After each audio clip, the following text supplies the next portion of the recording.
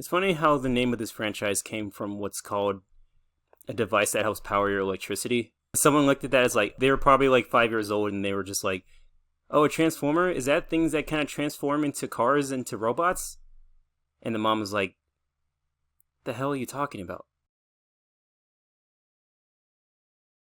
From a widely popular set of toys to developing anime series based off of that, Transformers has made its mark in entertainment as the sole reign of, well, I guess robots doing things. I mean, it's cool in retrospect. I mean, it's cool in general. It's alright. Obviously, you can tell I'm not that big of a fan. So naturally, making a live-action film adaptation made all the more sense. Well, I mean, for obvious reasons. And who better to make that happen than...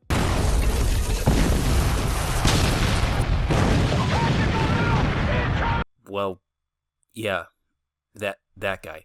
When these films came out, people went freaking nuts for them. Even the first movie was pretty fun to watch, and it was a great introduction into a world that most people of the general public wouldn't really know that much about.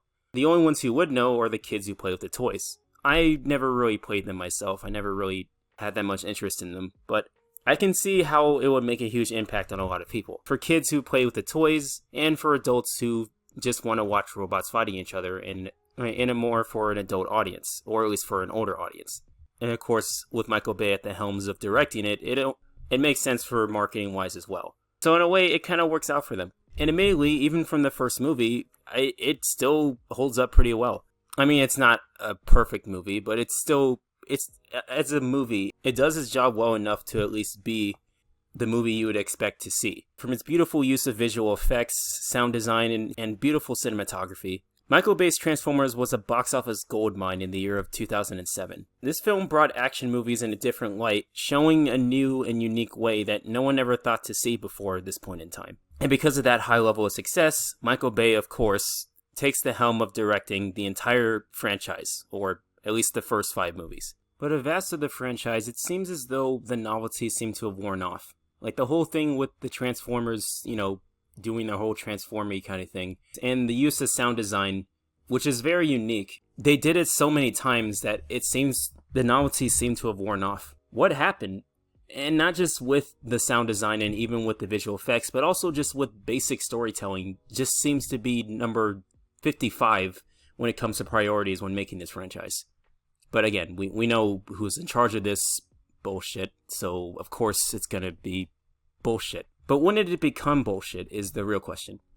So I think the best way we can do that is just analyze these films individually, briefly. These movies are way too damn long. I don't think we have time for that. So I welcome you to an episode of, I don't know, whatever I called this video, whatever I put in the title. Alright, let's get on with this. Transformers was kind of a small introduction to what the world was supposed to be.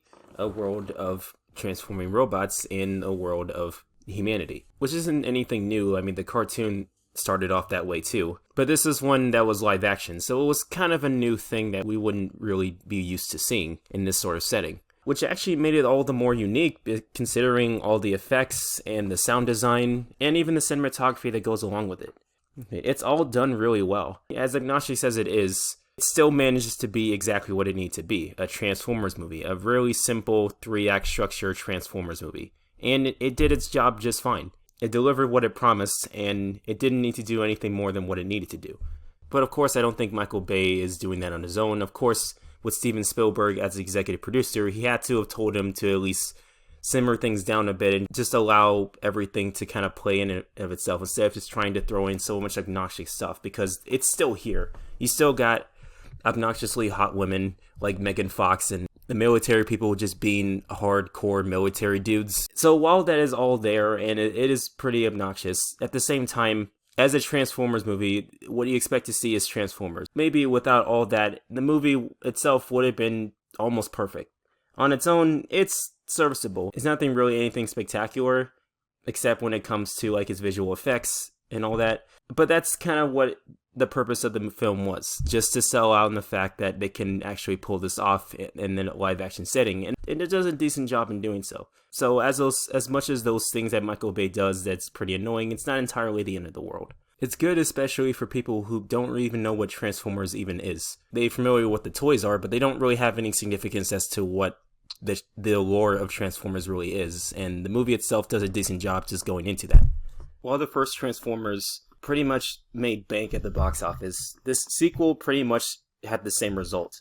Unfortunately, it didn't have any story structure or likability in terms of our characters, or just any form of an interesting or comprehensive story to go along with it. It was pretty bloated. Michael Bay wanted to shoot the film without actually writing the script, and that's mostly due to the fact that there was no script. There was a writer's strike between 2007 and 2008, around the time when this movie was being produced. None of that even really mattered because the Transformers novelty in of itself was pretty fresh. It was pretty fresh in people's minds, and people wanted to see another Transformers movie anyway, so it didn't really matter how bad the movie came out to be, people would go see it regardless. So it did its job pretty much just fine. It just exists. It just needed to exist. That was more than enough for people to buy the ticket for the film, and that's why it also made box office gold just as much as it did the first movie. And again, the same thing with the third movie. It made box office money, and it just needed to exist. Didn't really need that big of a structure of a story, it needed to just be. It just needed to be available for people to watch, and that was more than enough. Whether people liked the film didn't really matter. And again, the whole thing with the Transformers being fresh in people's minds, it was more than enough to sell tickets. That's all it needed to do. The movie itself, of course, there's never going to be one as good as the first movie. I mean, the sequel kind of proved that with its bloatedness. But this one was a little less bloated. At the same time, again, it didn't really matter, just as long as the movie existed. And despite the fourth one being the absolute worst one out of the bunch, the same can still be said for it just to exist to sell tickets. Nobody cared about a story, nobody cared about any of the structures of what makes a good film. They just wanted to see robots fighting each other and dinosaurs being transformer-y kind of thing. Whatever. The point is, people wanted to see it, and that was more than enough. But even general audiences started to catch on to who this movie was really selling to, and it was China. China seems to be the gold mine when it comes to America selling films to people in China. It's just a little weird, and audiences seem to catch on with that. I mean, the movie literally had some fight in China for some reason, and it's easily there just for them to sell to China, just to indulge into them. The movie itself doesn't really make a lot of sense in terms of how it's structured anyway, so as long as we get China's money. That's about where we are with this franchise. And now we finally reach to the fifth one, which isn't as terrible as the fourth one, but it's still pretty bad.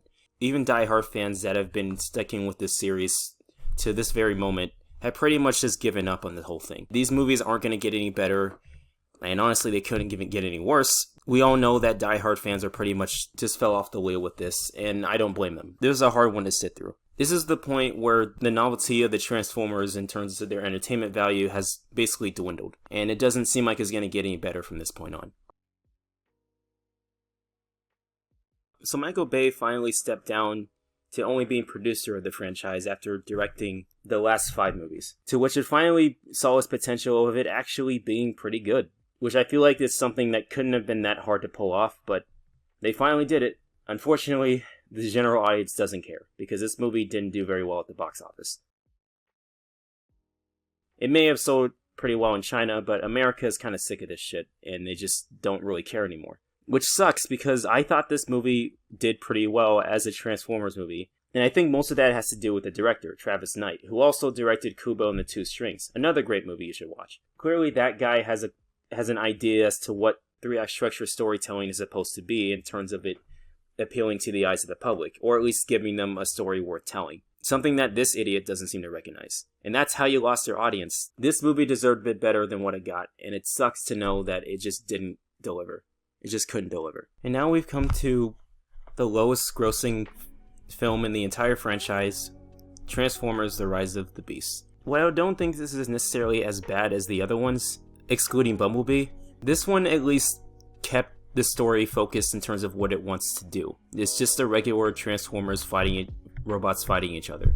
But again, just like the 5th movie, Transformers: The Last Knight, it didn't exactly win people over domestically. It may have gotten people's interest in China and everyone else around the world, but for the rest of us in America, unfortunately, we're just kind of sick of this now.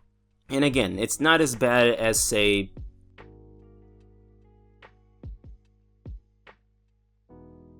This one is just okay. At the very most, it's just okay. And I don't think it really needed or really wanted to be anything more than just a decent movie. But it's just not enough to win people over now. So yes, I'm just gonna say yes and say the novelty of the Transformers movies have died immensely. This is proof that just because you see a bunch of explosions and robots fighting, a bunch of missiles and guns and explosions and all that, that doesn't mean it's entertaining. It's just a bunch of noise on the screen. And you kind of have to do a bit more than what you're doing here in terms of just telling what is supposed to be a good story to tell. And if you can't even do that, then eventually nobody's gonna care. They might actually get your attention for a little bit, but at the same time, you have to give them something more than what you're offering. Because if you just give them the bare minimum, you're just essentially wasting everybody's time. Now, if Michael Bay had nothing to do with any of this, maybe the franchise would have sufficed a bit better, but because he was in the helms, they have to match exactly the same energy as what he did in the previous films, and I think that's probably why people were sick of this franchise, because they have to see it exactly the same way as they did in the previous films, and we're kind of sick of it now. If the box office tells you enough is enough, then I think that's the result. Enough is enough.